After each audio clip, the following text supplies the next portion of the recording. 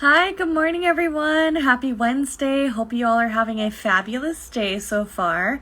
I am just waiting for our special guest today for the Planty of Friends podcast. So, thank you all for tuning in. I'm really excited to introduce you to our next guest today. So, we'll just wait for a couple minutes and wait to see when she shows up. But in the meantime, let me know if you have any questions. Today I'm wearing my Ginger sweater, which I'm really stoked about. And she is my Ginger, that's my dog. But other than that, we're just waiting for our next guest to come up. And, there she is. Perfect. Let me just add her to this show on our way. So thank you again for joining. Hi, Kara. How are you? Good, how are you? I'm doing good, thank you. Happy Wednesday. Happy Wednesday. Oh, I'm so happy can we you had hear a me? chance. Yeah, I can Okay, hear you. perfect. Okay, sorry. I think there's like a slight delay. Apologies, but I'm super stoked to see you. I hope you're doing well. Oh, I'm so excited to chat with you today. Yay! So for everyone who's tuning in or will tune in, I'm really excited. First off, this is my dog. This is like a little embarrassing, so sorry. But I love anyways, I'm super excited to introduce our next guest on the Planty of Friends podcast. We have Kara today from the Kara Report. I'm so excited you're here, and I'm really looking forward to everyone getting to know you a bit more and learning more about what you do, especially because I think, especially for Pinterest, it is so untapped right now, and that people just need to be aware of just how great it is. So first and foremost, I know you're not based in the U.S. Do you want to let everyone know where you're based out of and so forth? Sure, yeah. So I'm actually up here in Canada. I'm in Edmonton, so just north of Montana, kind of near the Rocky Mountains. Got it. Yeah. So it's pretty nice. The only reference. Oh, Oh, sorry. I think there's like a slight delay. No, you're good. So I the only reference point I have to Edmonton is that I went to the mall. There's like a big mall there, right? yeah, yeah, there is. Nice. And prior to starting your own business, like what was your industry background like? I worked at a salon for a long time. I like basically like started as a shampoo girl and like worked myself up where I was selling like Botox and filler. So it was like but I worked there for like 8 years. So I feel like they like erased me. I always joke about that, when you're like, oh, like this is a universe I probably wouldn't have known existed. So that was really fun. And then I did some admin stuff for my dad, and then I kind of just transitioned on my own. Oh my gosh, you like totally pivoted from like salon and so forth, and then just totally going e-com and hitting the ground running there. Like, what made you want to transition to that? I always knew I wanted, like, I was like one of those people that's like, oh no, I always knew I was going to do my own thing. I just didn't know what it was going to be. So I was Yep. always looking for opportunities. Actually, so my first kind of business on my own was a destination wedding planning business. And it really started as a blog. But before that, I had started many blogs. Like, it wasn't like I started one thing and was like, this is it. I'm like, I threw spaghetti at the wall. That's awesome. Like out of curiosity, what kind of like so I used to be in the wedding industry for a very brief moment as a wedding planner, and oh my gosh, that is a beast. So kudos to you for like even getting involved in that, because I did it for 6 months and I was like, bye. It is like you have to love it or you will Yeah. not. Oh, definitely. And writing blogs and just planning all of the destination weddings. Like how was that? Just like just curious. You know what? Like I have so many mixed feelings about it because there were parts that were so amazing and like still amazing. Like I'm still working with some clients that have postponed from 2020, of course, and Mhm. I'll be working even into 2023. But at the rate I was going, it was very stressful. Like it's a high stress job. Like they even say wedding planning is like one of the top 5 most stressful jobs in the entire world. And I feel like when you add in travel, it's like you are literally coordinating the most important day in someone's life, and there is so little in your control. Do you know what I mean? Like, you could do Yeah, everything right, and they can miss their connecting flight. You can do everything right, and the airline could lose their dress. You know what I mean? So it it's definitely had its ups and downs. And like when they're getting married, you're like, this is the most rewarding job ever. Up to that, it's like this wedding might kill me. I might actually have a heart attack.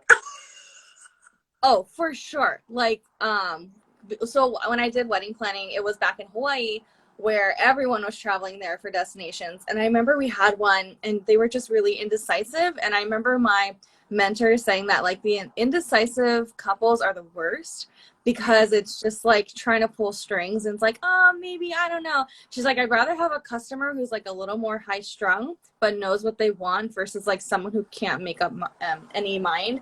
And yeah, there was one couple, it was a destination wedding. It was just like it was not coming together. And she was just like, what the F? But I give you major credit for sticking in that industry. Yeah, I totally agree. Indecisive. Because when you're indecisive, you can like literally never check the box done. Do you know what I mean? So it's like, Oh, okay, I started the month with 100 tasks and I'm finishing the month with 100 tasks, even though I've been working all month. definitely. Oh my gosh. Well, shifting gears from wedding planning and the wedding industry, I know we had done a little pre-work of just some of the questions I had thought of asking. And I know when I read your answer on like how did you decide your business, I didn't know that it was a total COVID pivot. Do you want to explain more Yeah, of that? totally. So, because I rely on this income, right? It's not like a side hustle for me. Uh-huh. When it hit, and no shade to side hustlers. It's just like I wasn't in the luxury of like thinking about what I wanted to do next. So when COVID hit and I realized like all my weddings were going to be postponed, like I didn't even realize for how long, how long. I was like, okay, well, I need to make money.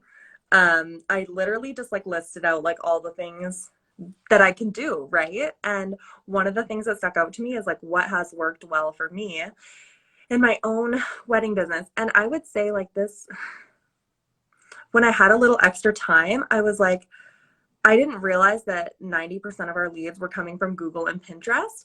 I just knew they were coming all the time. And I was so busy that I never looked at the numbers. Do you know what I mean? And I'm like, well, this makes no sense because I'm constantly hustling on Instagram and I'm stressed out about marketing all the time. And that's not even where I'm getting my business from. Uh, When I kind of like dove into that, I'm like, okay, I think there's something here because I think I'm not the only one who is putting all of their time into Instagram, not realizing that these other channels are actually paying off a lot more for me. So yeah, I just looked at Pinterest and then blogging for SEO, right? So like, so you're ranking in Google searches, and was like, I'm gonna offer this as a service. And like, it all happened so fast, I didn't know what to expect, but I feel like a lot of people were like, this is exactly what I need to get off my plate. Interesting. I would have never, I guess, like, as you're kind of inundated with the day-to-day activities, it's so hard to like really dig into the data. And that's something that I've been struggling with and trying to reprioritize or shift focus to. Because as I was telling one of my other girlfriends, you have to figure out like where you're spending where you're investing your time and money in most. And does that make sense in terms of like looking at it from almost a pie chart perspective and seeing like, okay, if I'm spending more money in Instagram, but I'm getting more leads and and eventual conversions from Pinterest. Why am I doing that? Like, let's shift gears. So I love that you were able to really dig into the data and see that because it is important. I think it is like small business owners, we really don't have the time a lot of times to do that. And so I think that was super smart of you to really dig into. Totally. It's like, it's so funny because like we're always making decisions and sometimes we're like living and like trying to get more and more and more and do more things, Yeah. but never look at like what's actually working. Oh, totally. Double down on, right? And like I'm the same way. So when I actually stopped and looked, I was like, oh, I wish I had known this 2 years ago. No, I totally appreciate that. Um, when you were starting your business, like I guess, what was the process of you really like shifting gears and really getting into, this new model that you had? Like, what was your thought process? Like, what did you kind of do to get to where you are? Yeah, so after I decided to start this marketing business, the first thing I did was I made a website, like, buy the template, put your services online, like try and Mhm. like and start blogging because that had worked so well for me.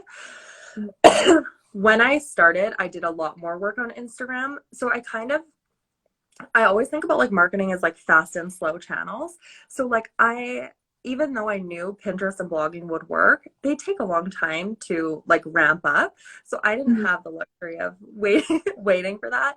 So I was on Instagram all the time for like the first 6 months, like talking about, you know, why Pinterest is so amazing and behind the scenes of like me blogging, even when I was just blogging for myself and focused on that. And then now now that I've been doing this over a year or whatever, my client list is pretty much full all the time. And so I'm almost never on Instagram.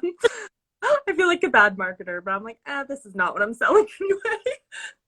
Yeah, no, that makes sense. I think, you have to put your resources into what works. And that's interesting that most of your leads are coming from Pinterest and Google SEO, because I think it really depends on the industry, right? Like in wedding and that sense, I think most people will go to Pinterest versus like more shopper brands or like CPG brands. It's usually Instagram or Amazon or Google search. Um, so I think really like knowing your audience probably you would say is first and foremost, right? When you're talking to clients. Yeah. Yeah, absolutely. There are some industries that won't work as well, but sometimes I'm like, even the industries that don't work as well, if there's less competition on the platform, it can still end up being a win, right? So like, let me think of an example. Like clothing brands, for example. There's a lot of competition on Pinterest, but there is way more on Instagram. So it's like, Mhm. even though people might be on Instagram looking for like clothes outfit of the day or whatever more often, the people that are on Pinterest, you have a much higher chance of actually getting seen. And the conversion to your actual website is good. So, like, a lot better than Instagram, right? There's not that many people that are going to swipe up or click the link in bio or whatever. Mhm. Instagram is making it easier and easier to shop. So for e-commerce, that's great. But I mean, if you have a good high converting website, I honestly don't think anything beats Pinterest. Interesting. Can you I guess I'm curious out of, for my knowledge as well, like can you divulge more into the process of just Pinterest oh my gosh, Pinterest. Can you divulge more into like the meat and potatoes of like Pinterest and why people should really invest in that avenue, even though it takes a lot longer as opposed to other platforms? Yeah, totally. So I always think about like your funnel, and at the top of your funnel is always awareness. So actually, like making sure people know you exist. And when it comes to stuff like that, on Instagram, you're kind of like yelling and hoping people notice you. And on Pinterest or Google, people are just already searching, and you're just like, oh, I'm here for exactly what you're searching for. So Mhm. in order for anyone to buy from you, they have to find you. And that's where Pinterest really works well. And so in terms of like using it correctly, it comes to knowing your audience, like you mentioned. What are they typing into Pinterest or something? And like for example, I have a client that sells uh it's kind of specific, so I don't want to say exactly what she sells, but it's not something someone would type into Pinterest, but what they would type into Pinterest is like how to start a business or something like very general like that. And then we can kind of get in front of her audience and be like, oh, I didn't even think that I needed this, you know? Interesting. Okay, so more of like a service based type of, I guess. Yeah. Yeah. Yeah. It's kind of a weird example, but it's just like, um, I'm trying to even think like, what's another example? Well, actually, like even yours, because you sell a unique product, right? And Mhm. people are maybe typing in like succulent gift boxes or whatever, but more likely they're searching, like we had talked about, like DIY crafts or, plant mom stuff or whatever, right? So it's not even necessarily like they have to look up exactly what you're doing, but we just need to get in the energy of or in the search results of what they are looking for. Got it. And then so from initial launch of campaigns or pins to kind of full ramp up, how long do you typically see? I guess it depends on like what you're investing or what how much activity, but say like for the track that I'm on, so more of like a slower build up, like how long do you think it would take in order to start really seeing that like impressionable growth, I would say? Yeah, say And like even up to 12 months. okay. Oh, I cut you off. Oh yeah. Yeah, up to 12 months. And the reason is um, people go through different seasons of searching, right? So, like, I think actually this is a perfect example in the wedding industry. All of my clients will always see a peak in January because everyone just got engaged in December.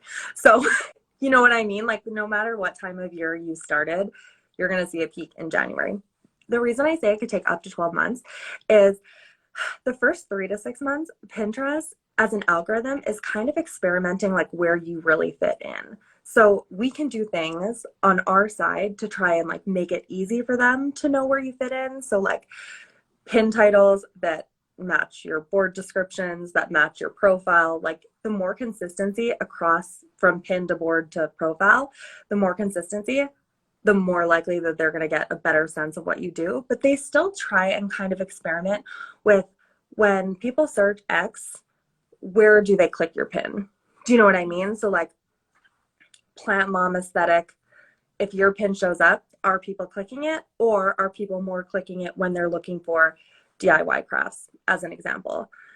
Uh, And so they are kind of testing that for us for the first 3 to 6 months. So to judge the platform before, and this is a mistake I think I see a lot of people making because in the start of COVID, when a lot of businesses were affected, we're all diversifying. And I saw a lot more people on Pinterest, but it was only like a 3 month bump and then people quit. And it's such a shame because you're not going to get results in 3 months on Pinterest. You're just not. yeah. I mean, never say never, but the chances are not likely that 3 months is going to make a big difference. The nice thing, the reason I love Pinterest and think it's worth investing in is even if, like, if you're investing in 12 months, the work that you do stays on Pinterest forever, right? So the more, assuming you're adding new content to the platform every single month, after a year, you have a year worth of content. And that is like, 100, 200, 300 search results that you could be found in, right? Got So it. that's why the nice thing about Pinterest specifically is like, if I post something on Instagram and someone doesn't see it in the first 48 hours, they might never see it, right? Like Yeah. maybe if someone's like stalking your profile for a specific purpose, they might see it.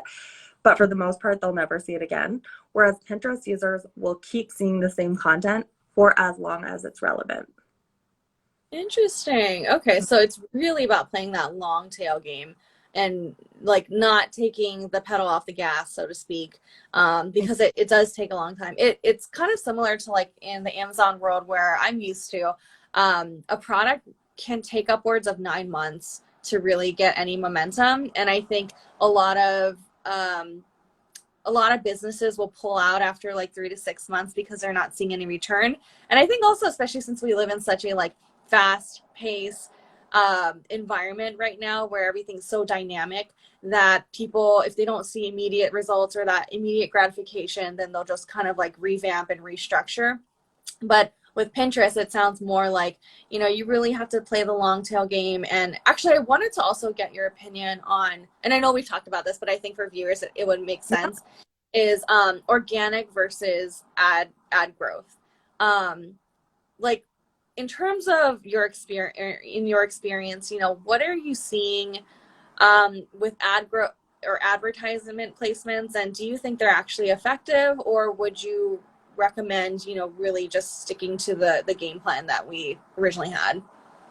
Yeah, for the most part, like I'm not a super big fan of Pinterest ads. I've used them many times myself. I've used them with clients. Like it's not usually something I recommend because I guess unless you're willing to throw like a lot of money into it, but I don't know, like even Pinterest, I always think about the user experience, right? And like we're all so good at tuning out ads.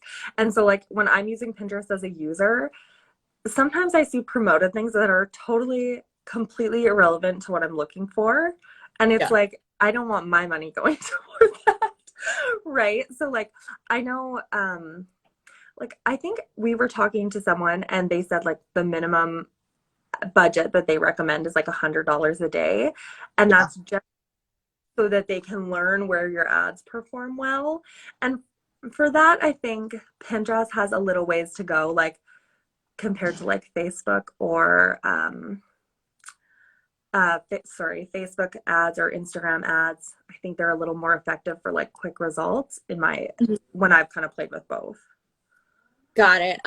So Nayeli, one of my friends, hi, she said, she asked a question, would you recommend pinning your IG pictures or should they be new? I Okay, so with Instagram, I think reusing the photos, definitely use them. Um, Ideally, like it's a bit of a different size, so but it's not bad. Oh, hi, Sarah.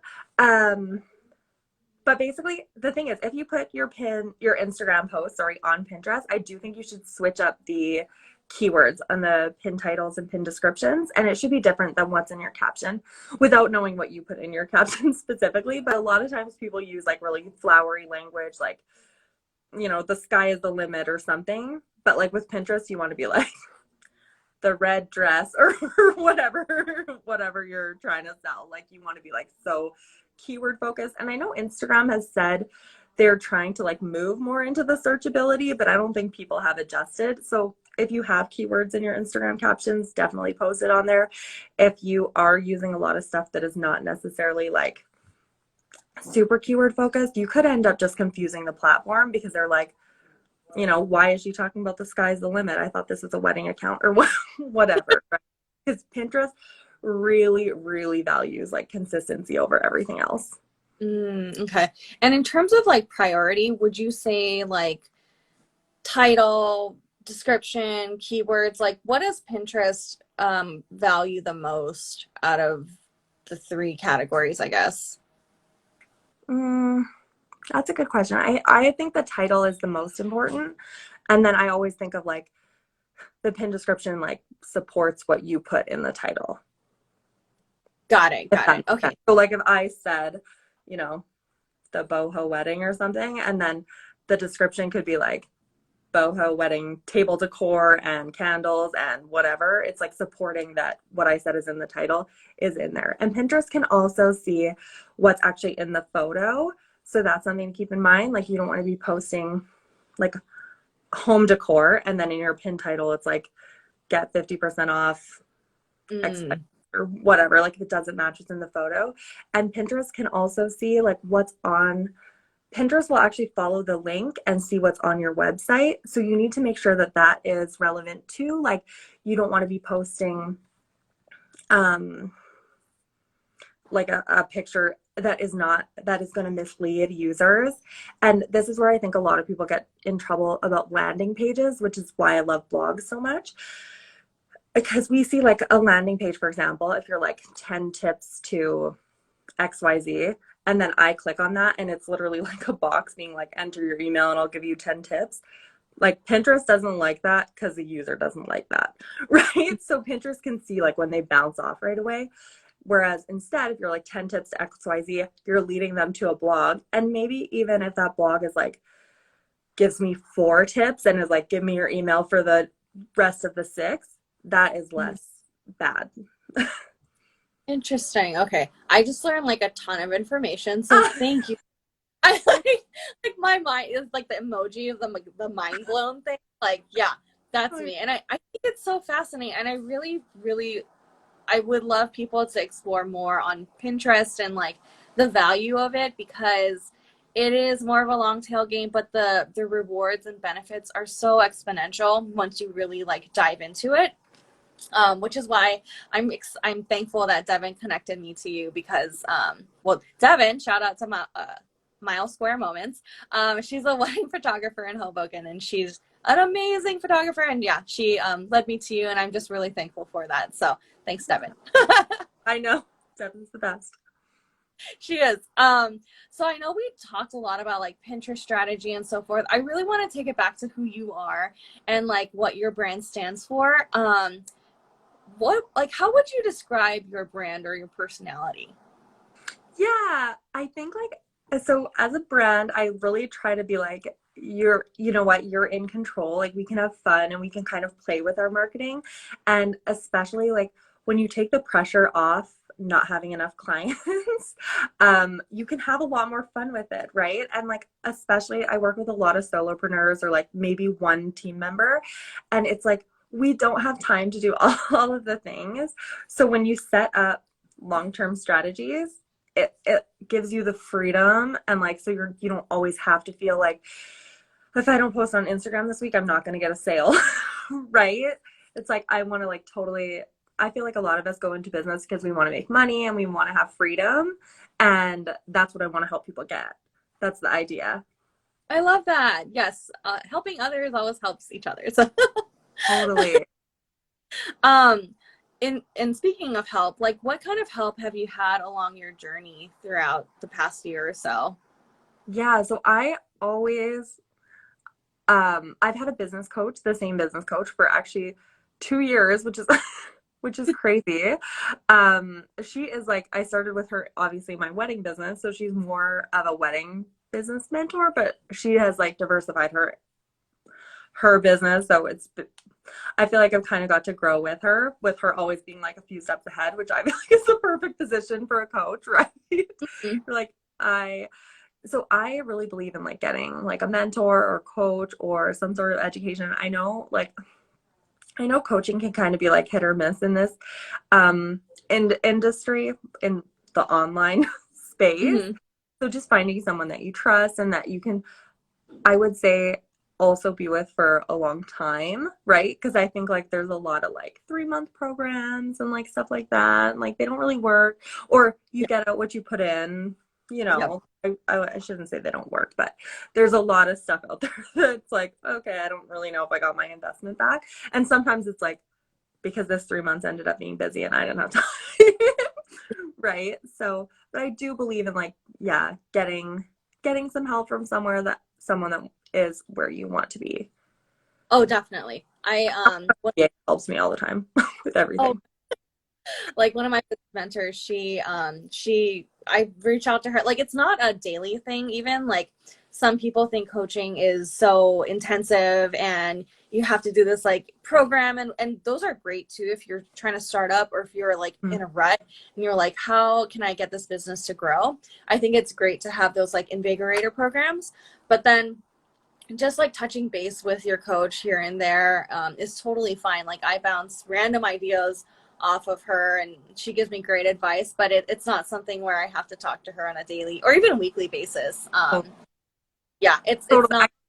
phases where sometimes like if I'm launching something new or I'm, working on something, I might talk to her every day for like a couple weeks. And then I might not talk to her for like a couple months. You know what I mean? But like the support is there when you need it, right? And I feel like also on the same note, having like too many voices, it just leaves you like paralyzed. So I'm like always super cautious of that because I fell into that trap like for the first couple years of business where you're like trying everything and then there's conflicting advice and all works and you're like, what am I doing?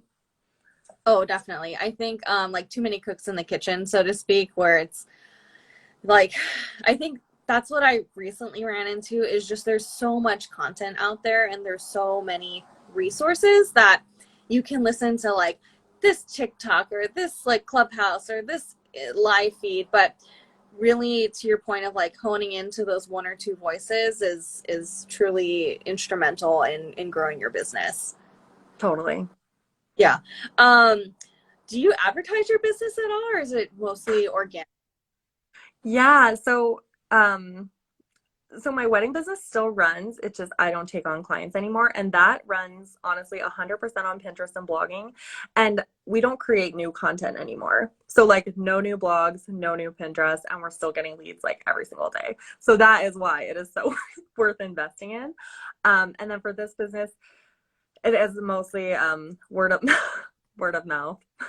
I it's always on my list, but like when you're fully booked, sometimes you're like, I'm full all the time. I can't possibly do more. So Oh, definitely.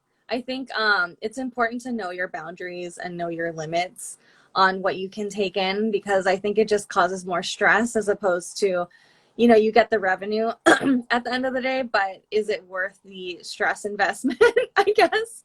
yeah. And I still feel guilty. Like I feel guilty when I'm not on Instagram. Like I don't think I posted in like 3 months. And I feel so much guilt about that. And then sometimes I have to remind myself, like, you don't owe Instagram posts. You know what I mean? Like you don't have to post just to like prove that you're alive. But sometimes it feels like that, right? You're like, oh, my business is good right now. I'm not looking for new clients. I don't need to shout about it from the rooftops. But there's so many things to feel guilty about as an entrepreneur. Oh, definitely. Like, speaking of feeling guilty and just like so many things, I know that we all wear a lot of hats, as a solopreneur and entrepreneur. Is there one that like you absolutely love? And then is there one that you wouldn't mind passing off to like somebody else to handle? Totally. So this is such a good question because I think we all have things that we're like, oh, I love doing this. I hate doing this. So like Yeah. I love like looking at the big picture and like feeling like a CEO, making the decisions, like what do I want to do? What do I not want to do? And like, planning out my year. Like I love that kind of stuff. And and for the most part, I really love working with my clients and like seeing, like I feel like my work is so rewarding because I like do a project and then I get to see an end result. And like I love that part. But one hat I do wish I could take off is kind of the same like customer service because I am horrible at saying no to anyone and like setting boundaries. And even when it's even stuff that is so simple, I'm like, I'll do it. I'll do it. And I literally wish I had a boss that's like, we can't do that. Oh, definitely. I think when it comes to offloading resources, I was just telling another girlfriend this because she's in a position where her business is great, but she's stuck doing like a lot of the mundane activities, I would say, like things that you really shouldn't be spending your mental capacity on. And I told her that you really need to invest in a virtual assistant because I think that they can, like I have one and she's amazing. She does so many things for me that I would have never thought to do. And not only does it free up my time to do other business things, but it gives me that bandwidth back to where I can like walk my dog or actually go out for a coffee or like just things that like you take for granted with your time, and time is like the most precious thing. And so I always recommend and emphasize the benefits of having a virtual assistant. And I think it's something that people need once they get to that position where they can afford to hire a VA, like it's worth the investment. Yeah, absolutely. I agree. Yeah.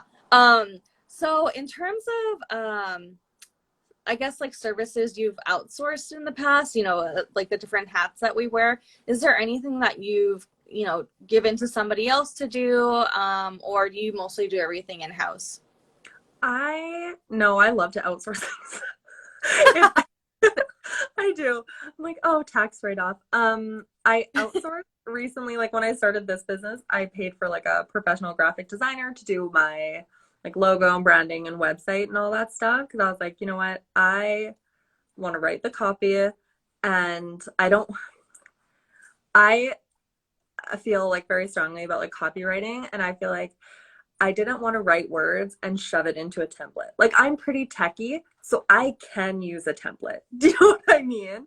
But I'm Yeah. like, I literally want my website to be 100% like structured around the words I want to say instead of like feeling like, oh, here is an about me section, quick paragraph or something like that. And that's one thing I feel like I was happy. Like my website, if you look at it, it is very text heavy compared to a lot of websites, but the design is 100% geared um toward the words. Like the way she designed it, it makes it easy to read. And I wouldn't God. have do that with a template. Oh, for sure. I think when you're ready to invest in a website design, because like candidly, it's very expensive. I just did a website rehaul with one of my good friends now, but she's a website designer. But it's a huge investment. I was actually like sticker shock at first because it's not something you think about because there's services like Shopify or Squarespace who offer these template services, which are free or like $10 Like or what, $30 a month or something. Yeah, totally. as opposed to like really investing in someone who will get to know you, get to know your voice, your brand, your personality, and then create it's this like customized website experience that is not only great for yourself, but great for the customer. And that's what we want at the end of the day. So I totally second what you say about having that like customized template feel where it's Yeah. not just an everyday mishmash. And I'm a huge advocate for like your home base being so important because all of your efforts just get maximized. Like when you're leading someone to something that actually converts, it's a lot easier than when you're leading something to someone, like whether you're marketing on Instagram or Pinterest or like even word of mouth, if you usually lead them back to a website, right? And if it's like a janky contact form or like photos that look like they're from 2014 or something, like it it won't convert as well. And then all your effort from before they got to the website is totally wasted, right? Because that's the impression. So when people ask me like what order to do things in, I'm always like, start with your home base. Like have something that you want to send people to and you'll feel better about it. Oh, for sure. Like I'm so proud of like sending people, oh, here, check out my website now. It looks so It's good. I love the new refresh. I actually liked your old website, but I think it looks so good now. Thank you. Thank you. Shout out to I am Brooksmith from Reverie Inspired Coach. She's amazing. She just launched her like template version of her website design, but she makes amazing websites nonetheless. So I'm really excited about her. When it comes to pieces of advice, because I think it's really important, is there like one or two pieces of advice for someone who is just starting out? And then also pieces of advice for people who are like really in the grind of it? Yeah, I would say when someone's just starting out, like one of the things that I try to encourage people to do is when like just prepare yourself for it being a lot of work. Like sometimes I see so many people being like, business doesn't have to be hard and blah blah blah. And in some senses, like I agree. But at first, like you need to work to get that momentum. Do you know what I mean? Yeah.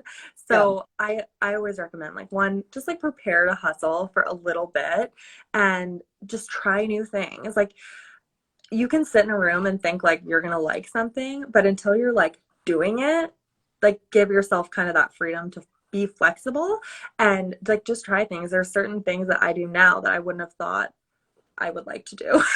Right? So Mhm. that's one thing. And then when people are like in the grind, obviously start outsourcing when you can, but also start investing like whether it's time or money into longer term strategies. So, like, if you're like, yeah, whether you start blogging for yourself or not, or you hire someone to do it for you or whatever, start showing up on Google, start showing up on Pinterest if your ideal client's there, whatever, like that kind of thing. Because even though you can build a super profitable business just on Instagram, doesn't mean that, 5 years from now, you're still gonna love showing up on stories every day. Like, I thought I would never get sick of it. No, like, I'm sick of it. Like my I life is exciting. I don't want to make it look like it is. I just want to like days 90% of the time, like Yeah, I think posting because I have to your point of outsourcing, like I have a social media person who does all of the strategy planning, keywords, time of day, and all that. Like that's great, but when it comes to stories, I'm like, oh god, like I have to put something in there. Like, the story, uh, right? Like I feel like this is why I don't like to do Instagram for clients is because it Instagram feed posts are like whatever, but stories is like people know when it's not you, right? It doesn't feel the same. Like when you're following like a business. A yeah, business that's run by run by a business. exactly. Yeah, it doesn't have that like personal touch. And you can definitely tell, and I think that you almost have to have like a fine balance of business to personal because people really resonate with that personal touch of like, hey. like, this is me, I'm doing X, Y, and Z versus like a product post, right? And I found that out in the past few months that, yeah, people engage with like your personal story, your journey, because they want to relate to you as opposed to just like a product. Hey, like, buy it. Yeah. Yeah, totally. Totally. Yeah. Where do you see your business growing in the next year or two? Yeah, this is like a this is a tough one for me because I feel like I grew so quickly and now I'm like so busy. But what I really want to do, like my goal kind of for quarter 4 is to like look at diversifying like my revenue streams. So like I did have a course that I've launched and I kind of want to make some changes. Like things change so fast in the online space. So there's already changes I want to make to it and then I'll probably relaunch that. And even just like I want to experiment with like mini projects or like mini courses or stuff like just different things. And I want to try like more passive income because right now I'm like very much like you pay me, I do a service, which I love. But I mean, like as you grow, you kind of want to diversify. Definitely. I think it's all about that, like finding what works for you and just kind of broadening it, so to speak. Like the reason I started this podcast is because I love talking to other small business owners. Like that's a huge passion of mine, and I love amplifying their voices on additional platforms. And so I love, honestly, like sometimes I love doing the podcast more than I love running my business. Yeah, 100%. I feel that. Yeah, and so, but the point of the podcast is so that eventually, like, if I can diversify and have a passive revenue stream come from that, Mhm. you know, all the better. But why not invest in it now versus, you know, thinking about it and marinating, but not doing it?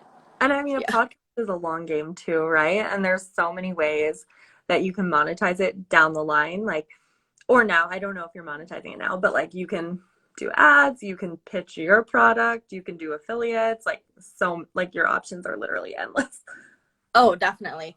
Going back to like planning in Q4, are you seeing any like trends on Pinterest that people really need to catch on? Like I know you had mentioned to me back pre-fall that people are looking for fall decor, and I was like, okay, let's jump on that. So we got blogs, but are you seeing anything now that people really need to like get on the hustle? For the most part, it's industry specific, but Pinterest, you always want to be like 2 or 3 months before anything happens. So like in October, I'm going to be bugging you about Christmas. You know what I mean? So Yeah. because people on Pinterest are planners, right? So Yeah. I always like with Pinterest, you want to be like starting to pin 2 to 3 months before like the thing actually Mhm. happens. And I think that is everything else is going to be like kind of industry specific. With Pinterest, I like to do like a mix of like right now we could start pinning about like 2022 trends, right? But with Pinterest being like a longer platform, that 2022 pin is only going to be good for us for the next like 6 to 9 months. So we don't want to put all of our eggs in the 2022 trend basket. Yeah. But Interesting. Okay. it is a good way. Yeah. Does that make sense? It does. It does. Like you don't want to be too early to the game because then it'll kind of trail off. Well, I usually just don't even like to put years on stuff in general because I'm sure as a user on Pinterest, sometimes I'll be searching like, I don't know, Instagram tips or something random, and it'll be like everything you need to know about Instagram in 2019. And you're like, I'm not going to read this. You know what I mean? So, Uh, yeah, okay. So people will stop definitely, caring about 2022 like halfway through it. you almost like don't want to set boundaries in terms of like timelines within your pins because you Oh, don't want it to be outdated, so to speak. Hi, Lisa. Lisa's my brand coach or brand mentor. oh, awesome. Yeah, so Lisa, we were just talking about brand coaches and the benefits of having like a mentor throughout your journey and the value in investing in it early on. Yeah. Totally. It is such a skill that you have. Um, Grateful for you. very, very grateful for her. Yes, thank you, Lisa. Is there anything you're really excited about that's coming up in your business or that you're seeing throughout your journey? Um, Not really. I don't have anything like forward right now that I'm like looking forward to, but I'm just kind of enjoying like being in the moment. Like I am like a Enneagram 3, so I am like always trying to do like more and more and more. But like this summer, I was like, you know what? I'm just gonna take it easy. And I have been just enjoying that. And I'm kind of enjoying this more as I move forward because it's not something that I've like treated myself with before, like free time. I love that. Oh my gosh, yes. Like Lisa's always talking about celebrating your wins, and I'm horrible at that. Like, so I think I just reached 2,000 followers this week, and I was like, yay. Okay. Not that I'm not grateful. It's more so like, okay, that's a great milestone to hit. Like, what can I do next kind of thing? Are you kind of the same way? Yeah. Oh, honestly, that's like my least favorite question. Like, when you're like talking to other entrepreneurs and you like go around and share your wins and you're like, oh God. Yeah, I feel like I think it's important, but yeah, it's not something that comes naturally to me.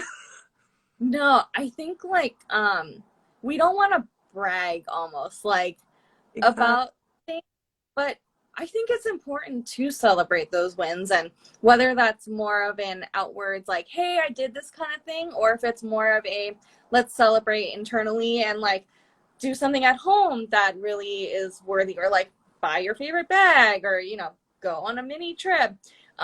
There's different ways of celebrating wins that it's not like bragging. Yeah. Totally.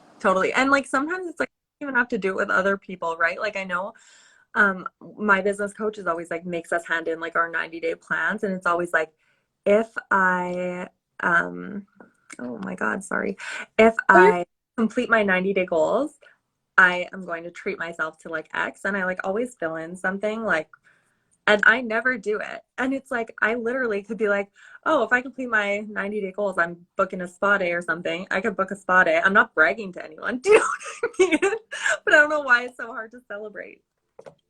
It is. It's really hard. Maybe it's because like we always aspire to do more than what's on the list, or Totally. it's really weird. Yeah, I agree. Is there, I always like to ask, like, is there an awesome sauce moment that you've had in your business that you wouldn't mind sharing? Yeah. Yeah. Yeah. I know this is like same thing, like a hard one for me. I feel like Yeah. when I think about like the most amazing moments in my business, it was like the first client that ever booked you, or like the first time I made more in my business than at my day job. Do you know what I mean? Or like the first time I made like a 5-figure month, I was like over the moon, right? And it's like, so I don't have anything like right this instant, but I feel like just like looking back at the past like five years, I'm like, there have been so many moments where I'm like, I can't even believe that this is possible. This is incredible. That's awesome. I love that. It's always like looking back, I think is really important to know where you came from and know that like even like when you're at your worst in your current moment, like it's okay because there's so many milestones that you've had in the past that you really just need to kind of think about and cherish almost. And I think it's important to incorporate that into our daily like mindset. I agree.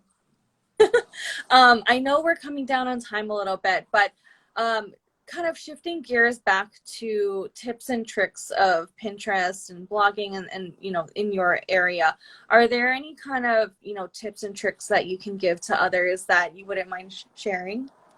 Yeah, sure. So the biggest thing is kind of like I said, consistency. So especially when you create a new board, it doesn't prompt you to create a board description, which is really weird, but you can actually go back into the board and add a board description. And that is something that I think a lot of people miss because it doesn't prompt you. And it makes such a difference in your kind of rankability.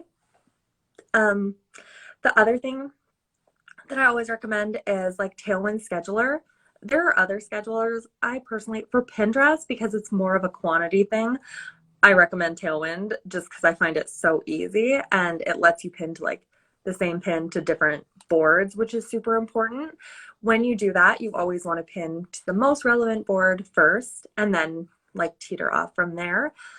I also always recommend having like a home base board. So like live long and plant pins. And then you can have as many boards as you want, but always have like just your content. So that's the other thing. Um, with what else am I thinking of? I think that, yeah, basically the thing is with Instagram, you want a very curated feed. With Pinterest, you want to try a few different designs and see what are going to work. As many designs as you possibly can, as many pin titles and descriptions. But the biggest thing is just be consistent and stick with it. I love that. I just had a question. Go back and look at the data. Oh yeah. Exactly. In terms of content that you post on Pinterest, is it more important to have like Canva looking content, like with the call outs and like more of the accents, or should people just kind of post actual like pictures? Like what do customers or users resonate more with? I usually say like unless industry, so like the wedding industry, you can get away with posting straight images. For the rest of us, graphics are better. People want to click on something and know what they're getting, right? Whether that's like a product, a blog post, a website, something. People love to have like 10 things to know about X or whatever. People want to know, like we need to encourage them to get off what they're doing and come look at this, right? So for the most part, I would say graphics. I also love experimenting with super simple ones and super busy ones because different people will react to both. And it doesn't have to be a super curated, branded experience on Pinterest because people aren't generally looking at your profile, right? We're just trying to stand out and get their eyes on your website. And then they can decide if they're an ideal client from there because you have a branded experience on there. But with Pinterest, you really want to cast a wide net. Got it. Okay. No, that's good to know. Any like upcoming things or like shout outs? So I know that you do Pinterest management, you do blog management. What other management services do you provide? Those are the only ongoing services that I do right now. But I do copywriting as like a one-time project. So if someone's doing a new website, because I think setting up your home base is so important. So I do like website copy, email sequences, like that kind of startup copy. Okay. And where can people find if they want to learn more about what you do? Yeah, the easiest place is my website. I have everything on there. It's just thecarareport.com. And yeah, there's a contact form. We can set up a call. We can communicate via email, whatever your preference is. I love that. Awesome. Was there anything else you want to share before we wrap up? I don't think so, but thank you so much for having me on. Thank you. Thank you. I really appreciate your Awesome. time. I know people found value in this, and it'll be posted on YouTube as well. So thank you, everyone, for tuning in. Thank you, Kara, for being my special guest today, and I hope you have a lovely rest of your day. Thank you so much. I appreciate it. Thanks. All right, bye.